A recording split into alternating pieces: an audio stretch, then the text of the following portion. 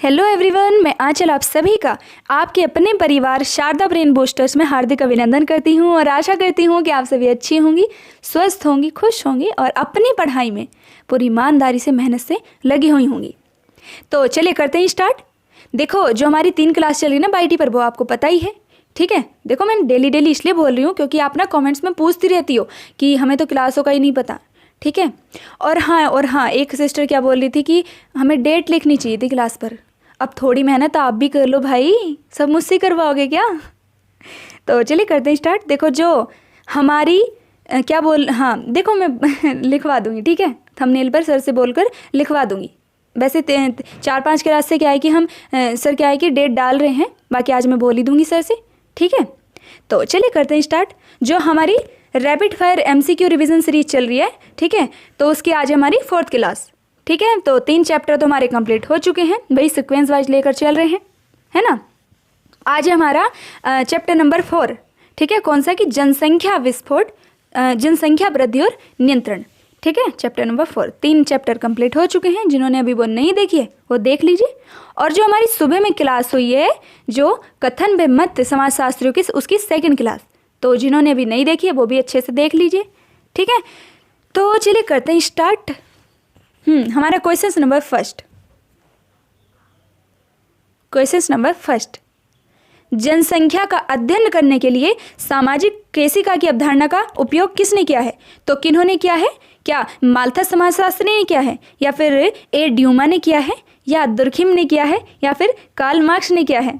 तो किन्होंने क्या है कि जनसंख्या का अध्ययन करने के लिए सामाजिक केशिका की अवधारणा का उपयोग, यह क्या है आपके जो ए ड्यूमा समाजशास्त्री हैं, इन्होंने क्या किया है कि जनसंख्या का अध्ययन करने के लिए सामाजिक केशिका की अवधारणा का उपयोग किया है, ठीक है। तो देखो, जो एक्सप्लेन करने लायक होगा ना क्वेश्चंस, मैं खुद ही अपने आप ही एक्सप्लेन कर दूंगी, ठीक है। बाकी हम करते चल रहे हैं, ओके। चलिए, हाँ, तो राइट आंसर था हमारा option number B, okay. Question number 2, an essay on the principle of population पुस्तक के राइटर कौन है? तो कौन है? क्या माल्थस समाजशास्त्री हैं, या जोहान गुटनबर्ग हैं, या फिर मार्क्स हैं, कार्ल मार्क्स, या फिर दुर्खिम है? तो किन की बुक है N essay on the principle of population? देखो, यह बुक है माल्थस, जो है माल्थस समाजशास्त्री, ठीक है। जो माल्थस समाजशास्त्री हैं, सर थॉमस रॉबर्ट माल्थस जो हैं, ठीक है, उनकी बुक है। देखो, इन्होंने ना यह बुक लिखी कब थी? यह बुक लिखी थी इन्होंने 1798 में। कब? 1798 में, ये भी आपको ध्यान रखना है। देखो, 1798 में इन्होंने अपनी बुक लिखी N essay on the principal of population, ठीक है। इसमें क्या दिया इन्होंने, किस सिद्धांत? देखो, इस बुक में इन्होंने क्या सिद्धांत दिया कि इन्होंने इस बुक में क्या है कि यह सिद्धांत जनसंख्या में वृद्धि तथा खाद्यान्न की आपूर्ति में जो वृद्धि के मध्य संबंध बताया। देखो, क्या कहा इन्होंने कि जो जनसंख्या में जो वृद्धि होती है जनसंख्या में, वह तो होती है गुणोत्तर श्रेणी से, ठीक। गुणोत्तर मतलब दोगुनी गति से, जैसे 1 से 2, 1 से दुगनी बढ़ी, दुगनी से चौगनी बढ़ी, चौगनी से 8 गुनी बढ़ी, 8 गुनी से क्या बोलते हैं 64 गुनी बढ़ी, क्या बोलते हैं 8 दूनी 16, 16 गुनी बढ़ी, ठीक है। 16 से 32 गुनी बढ़ी, 32 से 64 गुनी बढ़ी, 64 से 128 गुनी बढ़ी, ठीक है, ऐसे ही करके, ठीक है। और जो खाद्यान्न, क्या बोलते हैं उसको, जो संसाधन है, ठीक है, जो वृद्धि है, जनसंख्या वृद्धि, वह तो बढ़ रही है गुणोत्तर श्रेणी से, ठीक है। और जो संसाधनों में वृद्धि है, वह बढ़ रही है समांतर श्रेणी से। समांतर मतलब जैसे 1 से 2, 2 से 3, 3 से 4, ठीक है। तो यही जो क्या बोलते हैं उसको, खाद्यान्न आपूर्ति तथा जनसंख्या वृद्धि में इन्होंने ये जो बुक है इनकी N essay on the principle of population, यही इसका जिक्र किया इन्होंने, इसी में सिद्धांत दिया है, ठीक है। चलिए नेक्स्ट। हाँ, तो राइट आंसर था हमारा ऑप्शन नंबर ए। देखो, जितनी भी बुक है ना मैंने, तो वो क्रैश कोर्स में करा दी गई हैं सभी की सभी, ओके। जिन्होंने नहीं देखी है तो वो क्या करिए, अच्छे से देख लीजिए। देखो, मेरी तो पर्सनल सजेशन यही है कि आप ना जो क्रैश कोर्स वाली क्लास चल रही है, अरे क्रैश कोर्स छोड़ो, जितनी भी क्लास चल रही है ना तीनों बाईटी पर, बहुत ही इंपॉर्टेंट है आपके लिए, ठीक है। आपको फ्री में इतना सब कुछ दिया जा रहा है, ठीक है। तो बस यही कि हम आपकी हेल्प करना चाहते हैं, आप कामयाब हो जाएंगे, बस और क्या चाहिए हमको, ठीक है। तो बस आप अच्छे से बस मेहनत करते रहिए डियर, ठीक है। चलिए, क्वेश्चन नंबर 3, जनसंख्या का निरपेक्ष सिद्धांत और जनसंख्या का सापेक्ष सिद्धांत किससे संबंधित है? तो क्या माल्थस और के डेविस, अच्छा, माल्थस और डेविस के बीच, या फिर के डेविस और मूरे के बीच, या फिर माल्थस और के मार्क्स के बीच, या फिर के मार्क्स मतलब कार्ल मार्क्स, ठीक है, शॉर्ट फॉर्म में आपको इनकी ध्यान रखनी है, या फिर माल्थस और थॉमसन के बीच। तो जो जनसंख्या का निरपेक्ष सिद्धांत और जनसंख्या का सापेक्ष सिद्धांत तो किस समाजशास्त्री से संबंधित, किन किन से? देखो यह हमारा जो आपके माल्थस और कार्ल मार्क्स हैं, जो माल्थस और कार्ल मार्क्स है इन्हीं के बीच है, ठीक है। तो राइट आंसर क्या होगा? Option number C, option number C, ठीक है।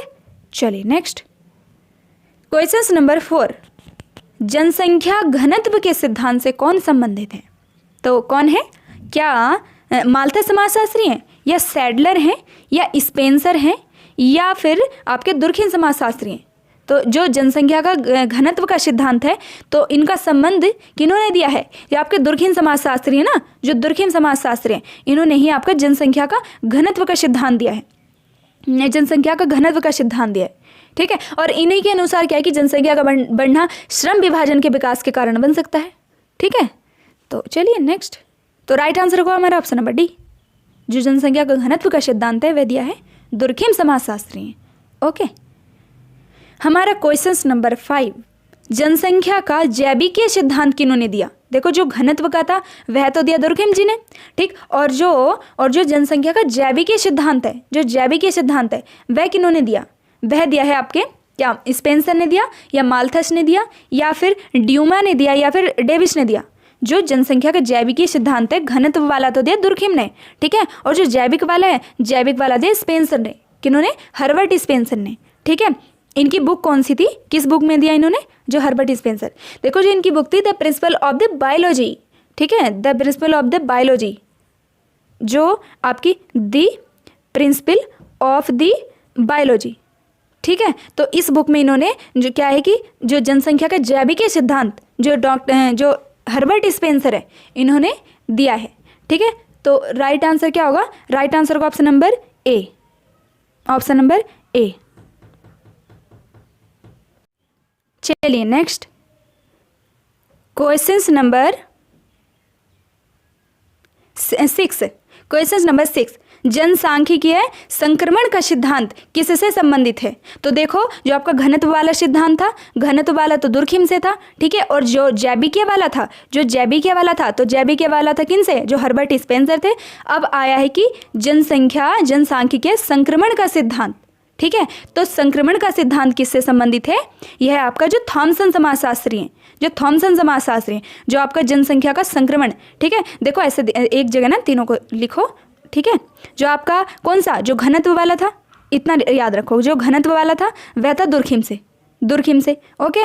और जो जैविकीय वाला था बायोलॉजिकल, ठीक है, वह है आपका स्पेंसर से, ठीक। और जो आपका कौन सा यह आया है संक्रमण का है थॉमसन से, ओके। चलिए नेक्स्ट क्वेश्चन नंबर 7, जनसांख्यिकीय संक्रमण सिद्धांत के अनुसार जनसंख्या वृद्धि कितने स्तरों से गुजरती है? तो कितने स्तरों से गुजरती है? क्या 4 स्तरों से, या 5 स्तरों से, या फिर 6 स्तरों से, या 7 स्तरों से? तो कितने स्तरों से गुजरती है? देखो जो जनसांख्यिकीय संक्रमण सिद्धांत है, ठीक है, तो उसके अनुसार जो जनसंख्या वृद्धि है वह गुजरती है 5 स्तरों से। कितने? 5 स्तरों से, ठीक है। अब देखते हैं, चलो वे 5 स्तर है कौन कौन से, ठीक है, कितने स्तरों से? 5 स्तरों से गुजरती है, ओके। अब देखते हैं कि 5 स्तर है कौन कौन से। देखो जो संक्रमण वाला यह दिया किन्होंने? थॉमसन समाजशास्त्री, जो बॉरन थॉमसन है, ठीक है, कब? 1929 में, ठीक है। अब देखते हैं कि कौन कौन से हैं। देखो एक तो क्या है कि उच्च जन्म दर तथा उच्च मृत्यु दर, ठीक है। उसके साथ क्या है कि धीमी जनसंख्या वृद्धि दर की अवस्था, इसे जनसंख्या की अस्थिर अवस्था बोलते हैं, ठीक है। फिर से सुनो कि उच्च जन्म दर एवं उच्च मृत्यु दर के साथ धीमी जनसंख्या वृद्धि दर की अवस्था, इसे क्या बोलते हैं? जनसंख्या की अस्थिर अवस्था बोलते हैं। कि उच्च तो जन्म दर है, ठीक है, और धीमी क्या बोल रही हूँ, हाँ, तो सेकंड कौन सी है कि उच्च जन्म दर एवं घटती मृत्यु दर की अवस्था, इसे क्या बोलते हैं? इसे जनसंख्या विस्फोट या फिर संक्रमण की अवस्था बोलते हैं, ठीक है। और थर्ड क्या है कि जनसंख्या वृद्धि में ह्रास की प्रवृत्ति से संबंधित अवस्था, इस अवस्था में क्या है? जनसंख्या या तो स्थिर हो जाती है या फिर मंद गति से बढ़ती है। और फोर्थ क्या है? जनसंख्या वृद्धि में स्थिर अवस्था, ठीक है। और फिफ्थ क्या है, जो लास्ट का फिफ्थ क्या है, फिफ्थ है कि जो इस अवस्था में क्या है कि न्यूनतम मृत्यु दर होती है, जबकि पारिवारिक संस्थाएं हैं वह विवाह जैसे मूल्यों के पतन के कारण जन्म दर की जो है कि कमी आ जाती है। ठीक है, एक तो देखो शॉर्ट बता दूं, एक तो उच्च प्रजननता, ठीक है, उच्च मृत्यु संख्या में निम्न मृत्यु संख्या तथा निम्न प्रजननता, तथा जिसमें बाद वाला जो लास्ट वाला बताया 5 बार वो पिछड़ जाता है। ठीक है, तो कितने स्तरों से, 5 स्तरों से। ठीक है, चलिए नेक्स्ट देखते हैं।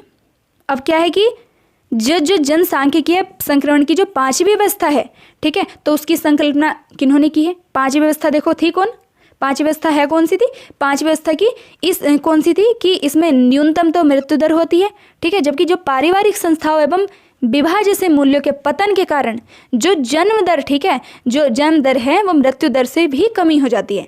ठीक है, तो देखो एक तो मृत्यु दर कम हो ही रही थी और जो जन्म दर है वह उससे भी कम हो जाती है। तो जो 5वीं व्यवस्था थी, तो इसमें पूछा गया है कि 5वीं अवस्था जो है तो उसकी संकल्पना किसने की है, किसने की है। देखो उसकी संकल्पना की है आपके जो कोलिन ग्रांड क्लार्क हैं, जो कोलिन ग्रांड क्लार्क हैं। ठीक है, तो राइट आंसर होगा 8 का बी। चलिए नेक्स्ट क्वेश्चन नंबर 9, जनसांख्यिकीय संक्रमण के प्रथम अवस्था के लिए कौन सा कथन सही है। तो कौन सा कथन सही है, क्या जन्म दर उच्च मृत्यु दर निम्न, या फिर जन्म दर और मृत्यु दर दोनों उच्च, या फिर मृत्यु दर उच्च जन्म दर निम्न, या फिर जन्म दर और मृत्यु दर दोनों निम्न।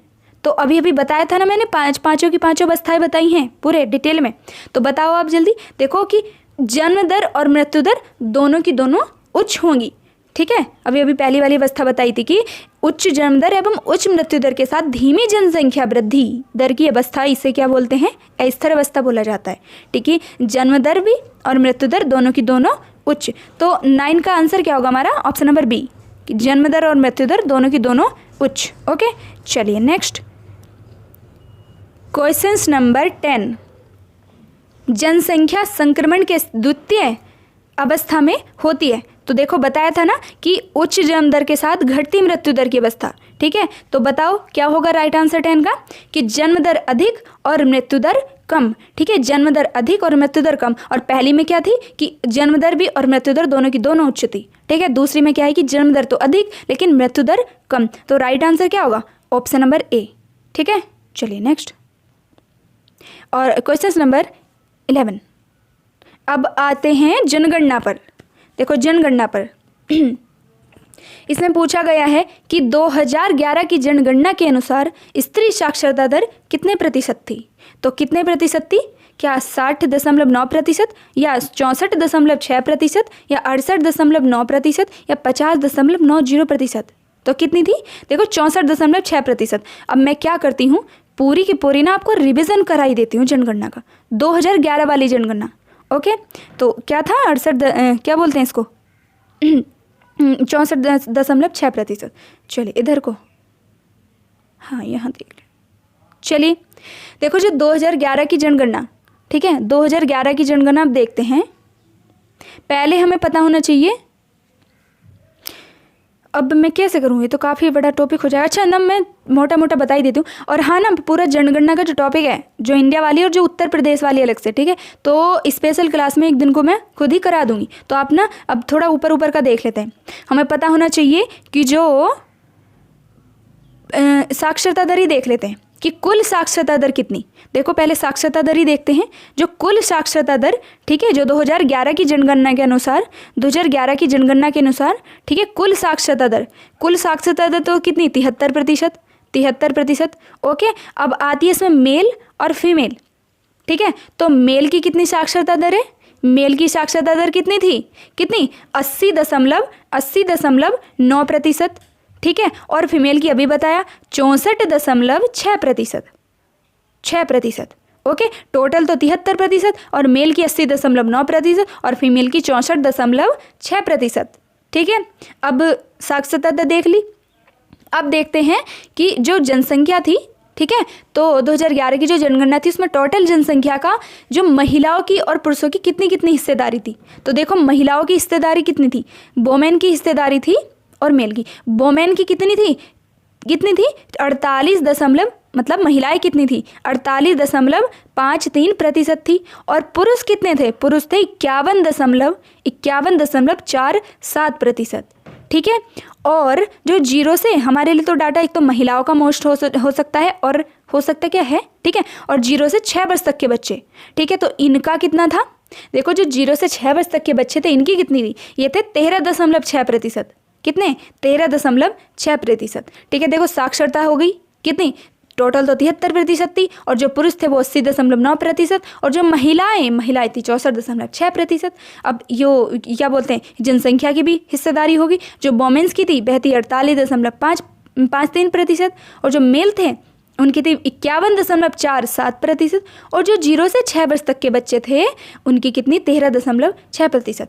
चले अब देखते हैं कि जो जनसंख्या घनत्व, ठीक है, जो जनसंख्या घनत्व देख लेते हैं। अब देखो चलो पहले दशकीय वृद्धि दर बता दी। देखो जो दशकीय वृद्धि दर थी, ठीक है, दशकीय वृद्धि दर तो कितनी थी, 17.7%। ठीक। और जो वार्षिक वृद्धि दर कितनी थी, वार्षिक वृद्धि दर तो वह कितनी थी, कितनी, 1.64%। अब देखते हैं क्या, अब देखते हैं कि जो लिंगानुपात था, ठीक है, जो लिंगानुपात, देखो जो जनसंख्या घनत्व था तो कितना था, 382 पर किलोमीटर, यानी कि 1 किलोमीटर में 382 लोग रह रहे थे। ठीक है। और जो क्या बोलते हैं 2011 की जनगणना के अनुसार बता रही हूँ ये सभी के सभी। ठीक है। और अब देख लेते हैं कि जो जनसंख्या की दृष्टि से सबसे बड़ा राज्य है वो तो पता ही है, जनसंख्या की दृष्टि से कौन सा, उत्तर प्रदेश है ना। चलिए, और जो सबसे छोटा वह सिक्किम, छोटा सबसे सिक्किम। ठीक है। चलिए बस ये देखते हैं, और क्या रह गया, अभी ना काफ़ी बहुत बड़ी हो जाएगी। अब छोटे छोटे जो मुझे ध्यान याद आ रहे हैं ना भाई, हाँ एक हमारे लिए क्या मोस्ट रहेगा, जो शिशु मृत्यु दर और जन्म दर मृत्यु दर। ठीक है। देखो ऐसा करते हैं, क्लास में ज़्यादा बड़ी हो जाएगी, आगे की क्लास में आपको बता दूँगी इसे। ठीक है। चलिए नेक्स्ट, 11 का आंसर बता दिया था क्या, जो महिलाओं की साक्षरता दर कितनी थी, 64.6%। ठीक है। और पुरुषों की कितनी थी, 80.9%। और टोटल कितनी थी, 73%। ठीक है। चलिए क्वेश्चन नंबर 12, जनगणना 2011 के अनुसार शीर्ष जनघनत्व वाला राज्य कौन सा है, तो कौन सा है, क्या बिहार है, या उत्तर प्रदेश है, या झारखंड है, या पश्चिम बंगाल है। तो जो 2011 की जो जनगणना थी, ठीक है, तो पूछा गया कि जो शीर्ष घनत्व वाला राज्य है, ठीक है, तो वह कौन सा है। देखो जहाँ पर ज़्यादा घिचपिच होकर रह रहे हैं आदमी, ठीक है, वह है बिहार। कौन सा, बिहार। ठीक है, बिहार। और जो टोटल जनसंख्या घनत्व था, ठीक है, 2011 की जनगणना अनुसार अभी अभी बताया कितना था, 382, 1 किलोमीटर में 382 लोग रह रहे हैं। ठीक है। और जो सबसे शीर्ष जनघनत्व वाला राज्य है, जहाँ पर ज़्यादा अधिक 1 किलोमीटर में ज़्यादा लोग रह रहे हैं, कौन, बिहार। ठीक है। चलिए नेक्स्ट, क्वेश्चन नंबर 13, जनगणना 2011 के अनुसार न्यूनतम जनघनत्व वाला राज्य कौन सा है, तो कौन सा है, क्या हिमाचल प्रदेश है, या अरुणाचल प्रदेश है, या मिजोरम है, या सिक्किम है।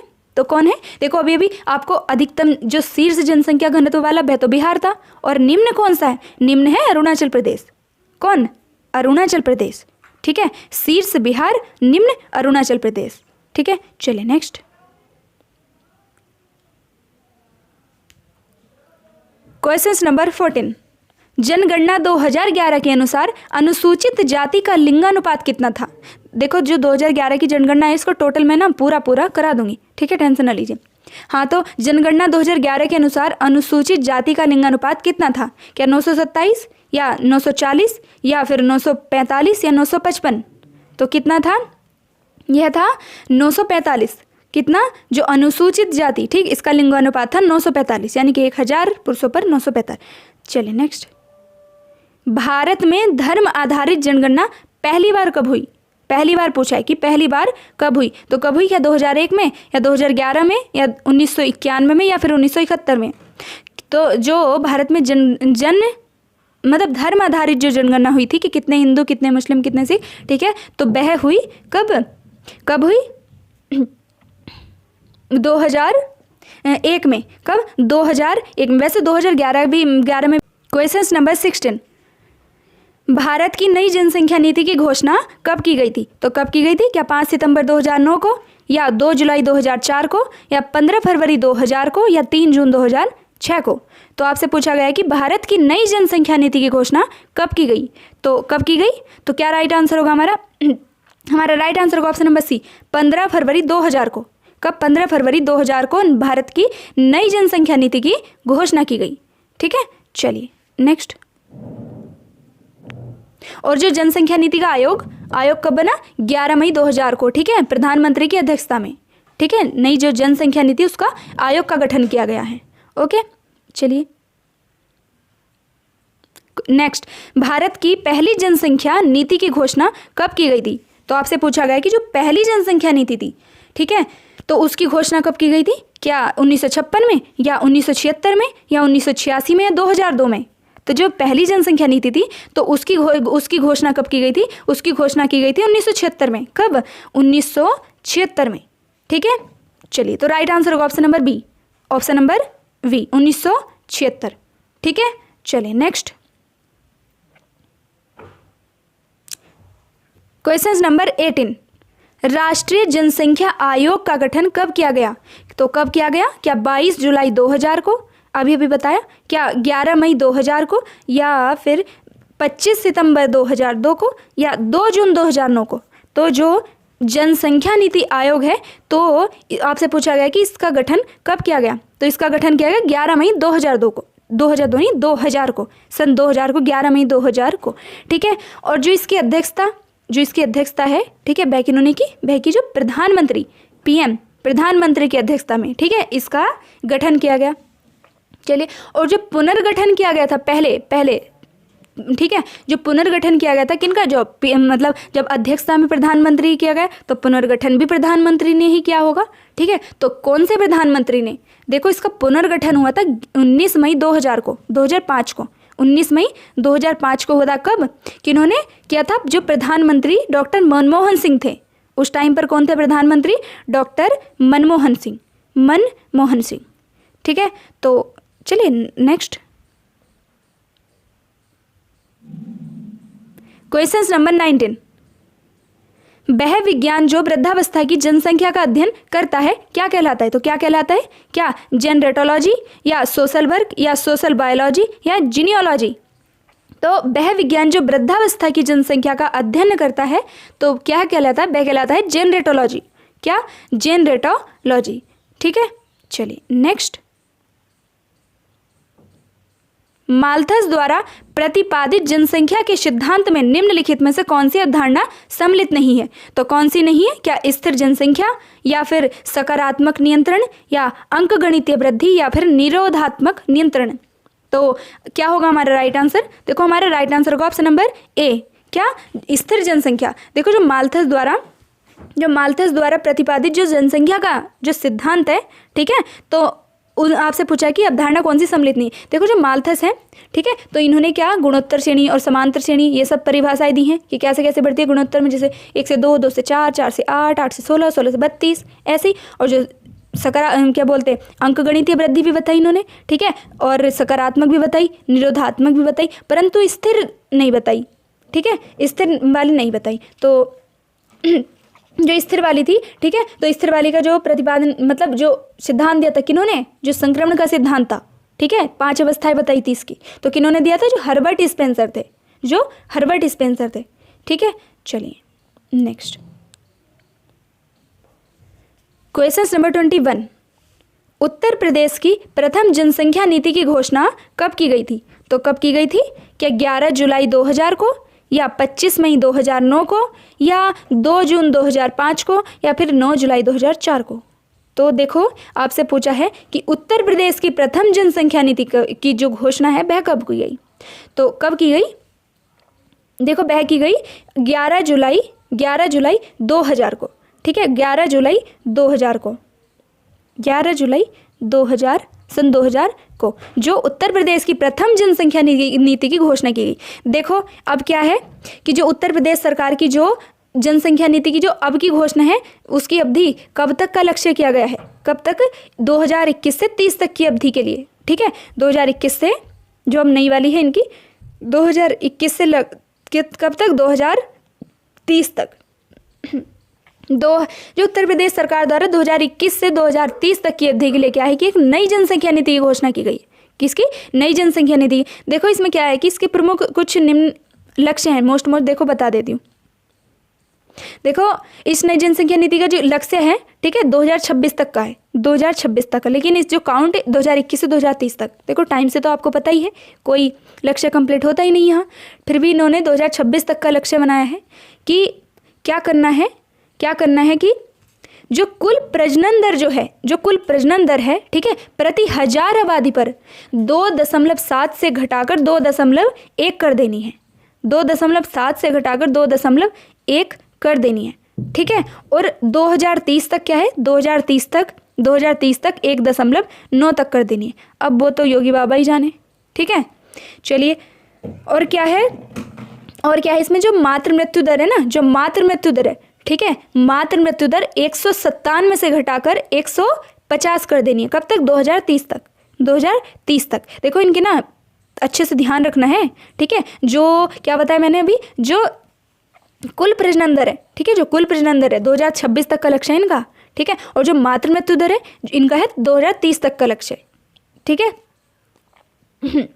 हाँ, तो जो मातृ मृत्यु दर है, ठीक है, तो इनका 2026 तक क्या कर देना है, मातृ मृत्यु दर का 2026 तक क्या कर देना है कि 197 से घटाकर 150 कर देनी है, ठीक है। और 2030 तक क्या कर देना है, 2030 तक कितनी, 98 तक ला देना है, ठीक है। और कुल प्रजनन दर 2030 तक कितनी थी, 1.9 तक ला देनी है। और 26 तक कितनी थी, 2.7 से घटाकर 2.1 कर देनी थी, ठीक है। अब प्रजनन दर देख ली टोटल और मातृ मृत्यु दर देख ली। अब देखते हैं शिशु मृत्यु दर। देखो शिशु मृत्यु दर क्या है भाई, 2026 तक कितनी, 43 से घटाकर 32 कर देनी है, ठीक है।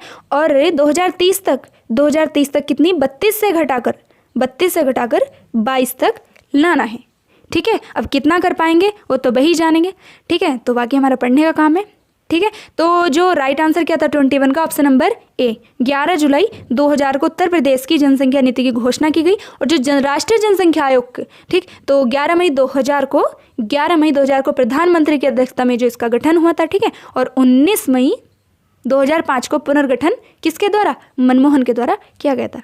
चलिए क्वेश्चन नंबर 22, जनगणना 2011 के अनुसार देश में जनसंख्या की दृष्टि से सर्वाधिक अनुसूचित जाति वाला राज्य कौन सा है।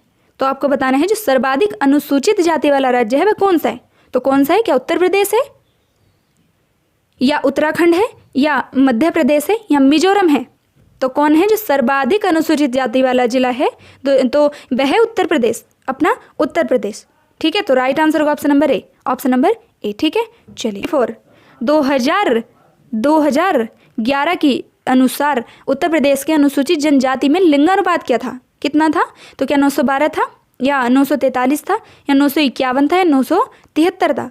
तो कितना था, ऑप्शन नंबर सी, 951, ठीक है। चलिए नेक्स्ट एंड लास्ट क्वेश्चन। देखो आपके ना एग्ज़ाम जैसे पास आ रहा है, वैसे ही मेरा गला भी एकदम ख़राब होता जा रहा है। मतलब थोड़ा ज़्यादा बोल लूँ भाई, पता नहीं क्या हो रहा है। और एक उधर बोर्ड इतनी प्रॉब्लम कर रहा, पता नहीं कितने नखरे आगे बोर्ड के। जब से पता चला कि एग्ज़ाम 24 सितंबर को है, बोर्ड ने एकदम चलना बंद कर दिया। पता नहीं, चलो पोल पढ़ रहे हैं ना, कम से कम डेली के डेली 200 से 250 क्वेश्चन आपको मिल रहे हैं, तो उन सभी की प्रैक्टिस करते रहिए अच्छे से, ठीक है। तो जो अभी तक टेस्ट सीरीज से नहीं जुड़े हैं, मैं टेस्ट सीरीज की बात कर रही हूँ, ओके, तो वो जुड़ जाइए जल्द से जल्द। और 25 क्वेश्चन नंबर 25, जनगणना 2011 के अनुसार भारत की कुल जनसंख्या का कितना प्रतिशत जनसंख्या उत्तर प्रदेश में निवास करती है। तो कितनी करती है, पाकिस्तान से भी ऊपर है ठीक है। तो कितनी है, तो क्या 14.90% है या 17.89% है या 18.77% है या 16.50% है। तो कितनी है, देखो यह है अकेले उत्तर प्रदेश में 16.50%। कितनी, 16.50%, ठीक है। तो राइट आंसर होगा हमारा ऑप्शन नंबर डी। और चलिए इसकी PDF मैं आपको ग्रुप में प्रोवाइड करा दूंगी, ठीक है। उतनी देखो इतनी एनर्जेटिक क्लास तो हो नहीं रही, पता नहीं क्या हो गया गले में। हाँ तो चलिए मिलते हैं नेक्स्ट क्लास में। और जिन्होंने भी अभी पीछे वाली क्लास नहीं देखी है अच्छे से देख लीजिए, ठीक है। और कल क्या होगी हमारी, कल कौन सा टॉपिक रखा जाए आप सभी बता देना, मतलब कि क्रैश कोर्स में कौन सा टॉपिक रखा जाए। ठीक है, मैं सोच रही हूँ देखो या तो योजनाएं करा दूँ, ठीक, और या फिर जो क्या बोलते हैं उनको, अधिनियम वगैरह जो, ठीक है, जैसे दहेज वाला अधिनियम रहा, ठीक है, और जो किशोर वाला जो किशोर न्याय अधिनियम रहा है ना, और जो महिलाएं जो बाल दहेज और हिंसा वगैरह ये सभी के अधिनियम करा दूँ, या फिर योजनाएं कराऊँ, वो आप ना मुझे आज कमेंट बॉक्स में बता देना। सुबह मैं आपसे पूछना भूल गई। ठीक है, और नेक्स्ट क्या रहेगा, हमारा 5वां टॉपिक कल रहेगा। ठीक है, यानी कि कोशिश करूँगी मैं दोनों की दोनों क्लास करने की। ओके, तो चलिए मिलते हैं नेक्स्ट क्लास में। जय जय श्री राधे, धन्यवाद।